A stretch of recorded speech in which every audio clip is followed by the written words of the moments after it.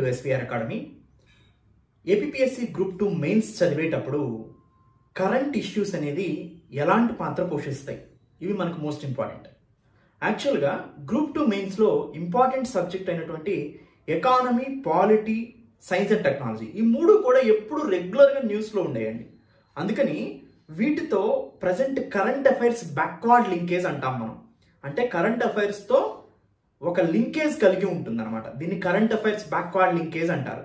యాక్చువల్గా మీరు అందరూ చూడండి, SVR academy first time introduce చేసిన తర్వాత మాత్రమే మిగతా వాళ్ళందరూ కూడా కరెంట్ అంటున్నారు. కానీ మీ అందరికీ తెలుసు, అసలు కరెంట్ అనే టాపిక్ని స్టాండర్డ్ టాపిక్తో చదివి చెప్పాలని చెప్పి ట్రెండ్ని తీసుకొచ్చింది ఎస్విఆర్ అకాడమీ. మీకు అందరికీ తెలుసు ఆ విషయం.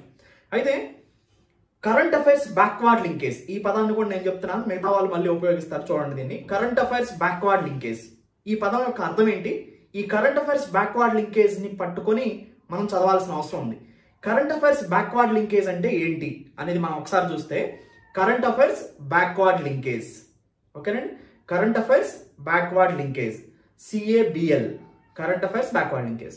కరెంట్ అఫైర్స్ మనకి అపియరెన్స్ ఉంటూ ఉంటుంది డైలీ, అవునా? సపోజ్ ఎగ్జాంపుల్ తీసుకున్నాం అనుకోండి, కరెంట్ పాలిటీ గురించి మాట్లాడతాను నేను. Current affairs backward linkage polity. పాలిటీలో మనకి టాపిక్స్ వస్తూ ఉంటాయి, రీసెంట్ టాపిక్స్. సపోజ్ మొన్న జార్ఖండ్ సీఎంగా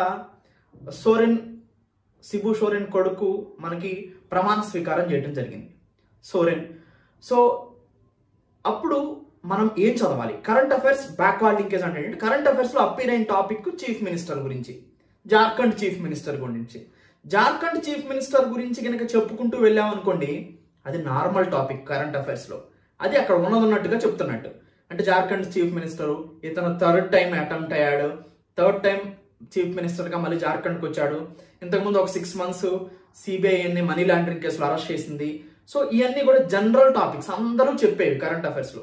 కానీ ఇది కాదు కరెంట్ అఫైర్స్ బ్యాక్వర్డ్ లింకేజ్ అంటే. ఎగ్జామ్లో అడిగేది చీఫ్ మినిస్టర్ గురించి. ఇక్కడ మనకి వచ్చినప్పుడు జార్ఖండ్ ఇష్యూలో మనీ లాండరింగ్ అని వచ్చింది. ఇది ఎకానమీలో ఇంపార్టెంట్, అవునంటే. అక్రమ మార్గాల్లో మనీని, బ్లాక్ మనీని వైట్ మనీగా మార్చడాన్ని మనీ లాండరింగ్ అంటారు. సో అక్రమంగా సంపాదించిన మనీని మొత్తం కూడా షెల్ కంపెనీస్ ద్వారా మనం వైట్ మనీగా మార్చితే దాన్ని మనీ లాండరింగ్ అంటారు. ఆ మనీ లాండరింగ్ కేసులో అరెస్ట్ అయ్యారు. అంటే అక్కడ మనీ లాండరింగ్ని కరెంట్ ఎకానమీ కింద చదువుకోవాలి మనం. సో అది మోస్ట్ ఇంపార్టెంట్ అన్నమాట. తర్వాత జార్ఖండ్ విషయానికి వస్తే, అక్కడ మినరల్స్, మైన్స్, జియాలజీ మొత్తం మనకు కనిపిస్తుంది. అది జియోగ్రఫీకి సంబంధించింది. అది ఎప్పుడైనా జియోగ్రఫీ ఉన్నప్పుడు వాళ్ళు చదువుకోవచ్చు.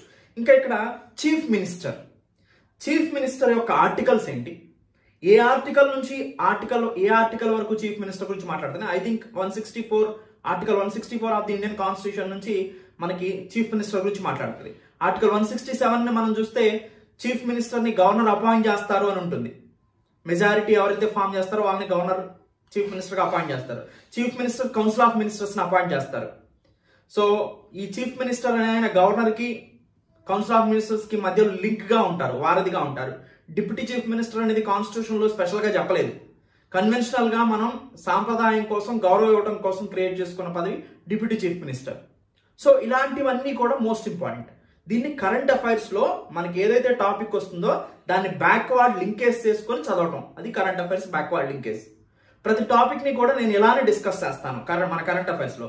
అది ఓన్లీ ఏపీపీఎస్సీ గ్రూప్ 2 మెయిన్సే కాదు, UPSC, group 2, group 1, TSPSC, APPSC, ఎవరైనా కానీ మినిమం స్లో ఎగ్జామ్ నుంచి హై ఎగ్జామ్ చదివే వాళ్ళు ప్రతి ఒక్కరు కూడా ఈ కరెంట్ అఫైర్స్ని ఫాలో అయితే మీరు కరెంట్ అఫైర్స్ బ్యాక్వర్డ్ లింకేజ్ని ఈజీగా రాగలుగుతారు.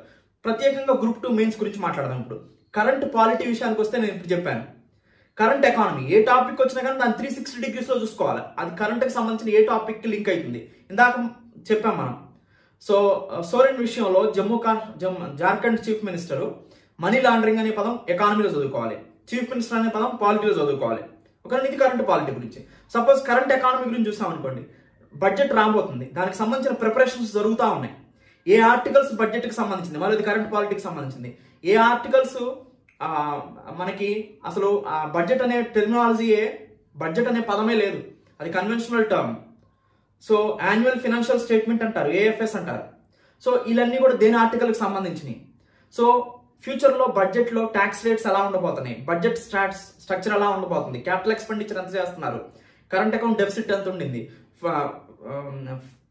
ఫారెన్ డైరెక్ట్ ఇన్వెస్ట్మెంట్ ఎంత వస్తుంది, సో మనం బ్యాలెన్స్ ఆఫ్ పేమెంట్స్ని ఎలా మెయింటైన్ చేస్తున్నాం, సో రీసెంట్ బడ్జెట్లో ఇన్ఫ్లేషన్ టార్గెట్స్ ఎంత, ఫిజికల్ డెఫిసిట్ ఎంత, వీటన్నిటిని కూడా కూలంకుషంగా మనం చర్చించుకోవాలి.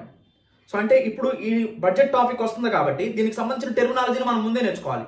అవి నేను స్టాండర్డ్ లెసన్లో ఇచ్చుంటాను. నేను అసలు బడ్జెట్ అంటే ఏంటి, బడ్జెట్లో రెసిప్ట్స్ ఏంటి, తర్వాత ఎక్స్పెండిచర్ ఏంటి, రెవెన్యూ ఏంటి, ఎక్స్పెండిచర్ ఏంటి, రెవెన్యూలో రెసిప్ట్స్ ఏంటి, దాంతోపాటు క్యాపిటల్ ఎక్స్పెండిచర్ ఏంటి, రెవెన్యూ రెసిప్ట్స్ ఏంటి, తర్వాత కరెంట్ రెసిప్ట్స్ ఏంటి, రెవెన్యూ క్యాపిటల్ రెసిప్ట్స్ ఏంటి. సో ఇవన్నీ కూడా మోస్ట్ ఇంపార్టెంట్. ప్రతి టెర్మినాలజీ ప్రతి పదాన్ని కూడా మనం అర్థం చేసుకోవాలి. సో ఎఫెక్టివ్ క్యాపిటల్ ఎక్స్పెండిచర్ అంటే ఏంటి, క్యాపిటల్ ఎక్స్పెండిచర్ అంటే సపోజ్ సెంట్రల్ గవర్నమెంట్ కొంత అమౌంట్ని ఇన్వెస్ట్ చేస్తుంది. సో వీటి మీద క్యాపిటల్ని క్రియేట్ చేయడం కోసం, అంటే ఇన్ఫ్రాస్ట్రక్చర్ ప్రాజెక్ట్స్ అనుకోండి, ఎగ్జాంపుల్గా చెప్పాలంటే రైల్వే, రోడ్లు ఇలాంటి వాటి మీద ఇన్ఫ్రాస్ట్రక్చర్ ప్రాజెక్ట్స్ కోసం ఎక్స్పెండిచర్ చేస్తే అది క్యాపిటల్ ఎక్స్పెండిచర్, అసెట్ని క్రియేట్ చేసే ఎక్స్పెండిచర్. ఎఫెక్టివ్ క్యాపిటల్ ఎక్స్పెండిచర్ అంటే ఓన్లీ సెంట్రల్ గవర్నమెంటే కాకుండా సెంట్రల్ గవర్నమెంట్ స్టేట్స్కి మనీ ఇస్తుంది, ఆ మనీ కూడా క్యాపిటల్ ఎక్స్పెండిచర్ కింద స్టేట్ గవర్నమెంట్ స్పెండ్ చేస్తుంది. ఇలా స్టేట్స్కి వెళ్ళిన క్యాపిటల్ ఎక్స్పెండిచర్, సెంట్రల్ ఖర్చు పెట్టిన క్యాపిటల్ ఎక్స్పెండిచర్ రెండింటిని కలిపితే దాన్ని ఎఫెక్టివ్ క్యాపిటల్ ఎక్స్పెండిచర్ అంటారు. అంటే ఈ పదాలు కొన్ని ఉంటారు, కొన్ని ఉండరు. ఈ టెర్మినాలజీ అంతా కూడా బడ్జెట్ చాప్టర్లో మనం చదువుకోవాలి. కరెంట్లో మనకి బడ్జెట్ అర్థం అవుతుంది అప్పుడు. సో అంటే కరెంట్ అఫైర్స్ని మనం చూసి బ్యాక్వర్డ్ లింకేజ్కి వెళ్ళి స్టాండర్డ్ సబ్జెక్ట్ని చదువుకోవాలి. అప్పుడు ఏమవుతుంది, కరెంట్ అఫైర్స్ని బ్యాక్వర్డ్ లింకేజ్తో లింకేజ్ చేసుకున్నట్టు అవుతుంది. సో అందుకని దీని కరెంట్ అఫైర్స్ బ్యాక్వర్డ్ లింకేజ్ అని పదం పేరు పెట్టింది ఎస్వీఆర్ అకాడమీ. ఓకేనండి. సో అందుకని కరెంట్ అఫైర్స్ బ్యాక్వర్డ్ లింకేజ్ అని కనుక ప్రతి న్యూస్లో మీరు సెట్ చేసుకున్నట్లయితే కరెంట్ అఫైర్స్ దాని స్టాండర్డ్ సబ్జెక్టు. ఇక్కడ రెండు మిక్స్ అవుతున్నాయి, ఒకటి current issue with standard issue, రెండింటిని అటాచ్ చేసుకోవాలి. కరెంట్ కంటిన్యూస్ కూడా ఉంటాయి కొన్నిటిలో, అంటే అది సాగుతూ ఉంటుంది అనమాట. ఆ టాపిక్ స్టాండర్డ్ ఉంటుంది, కరెంట్ ఉంటుంది, ఆ కరెంట్ సాగుతూ ఉంటుంది, కరెంట్ కంటిన్యూస్. ఓకేనండి. నేను చెప్పిన జిఎస్టీని మళ్ళీ చాలా మంది వాళ్ళే అదే ఎగ్జాంపుల్గా తీసుకొని మీరు చెప్పుంటారు. చాలా మంది న్యూస్లో మీరు చూస్తుంటారు, నేను జిఎస్టీ ఎగ్జాంపుల్ చెబితే అదే చెప్తుంటారు. సపోజ్ జిఎస్టీ నేను చెప్పాను అనుకోండి, జిఎస్టీ చెప్పిన తర్వాత జిఎస్టీ స్టాండర్డ్, దాన్ని టాక్సేషన్ సిస్టమ్ స్టాండర్డ్, జిఎస్టీ అనేది కరెంట్, జిఎస్టీ రెవెన్యూ ఎంత వసూలు చేస్తుంది ఎవ్రీ మంత్ అనేది కరెంట్ కంటిన్యూస్. సో కొన్ని టాపిక్స్ ఇలా కూడా ఉంటాయి, కరెంట్ స్టాండర్డ్, కరెంట్ కంటిన్యూస్ కూడా ఉంటాయి.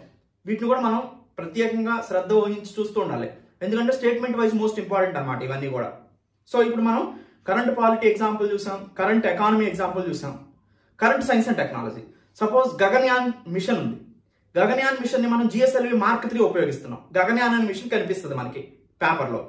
కనిపించినప్పుడు దానికి కరెంట్ అఫైర్స్ బ్యాక్వర్డ్ లింకేజ్ ఏం చదువుకోవాలంటే గగన్యాన్, ఓకే ఈ మిషన్ గురించి పూర్తిగా చదువుకోవాలి, మ్యాన్ మేడ్ మిషన్ అని తెలుసుకోవాలి, ఇస్రో ఇంతవరకు మ్యాన్ మేడ్ మిషన్స్ పంపించలేదని తెలుసుకోవాలి. ఇలా స్టాండర్డ్ టాపిక్స్ మొత్తం చదవాలి. ఏం చదవాలి ఇంకా, సపోజ్ జిఎస్ఎల్వి మార్క్ 3 ఉపయోగిస్తున్నాం. ఈ జిఎస్ఎల్వి మార్క్ 3ని చంద్రయాన్ 1, చంద్రయాన్ 2, చంద్రయాన్ 3లో కూడా మనం ఉపయోగించాం. జిఎస్ఎల్వి మార్క్ 3 అనేది హెవీ వెయిట్ లిఫ్టర్.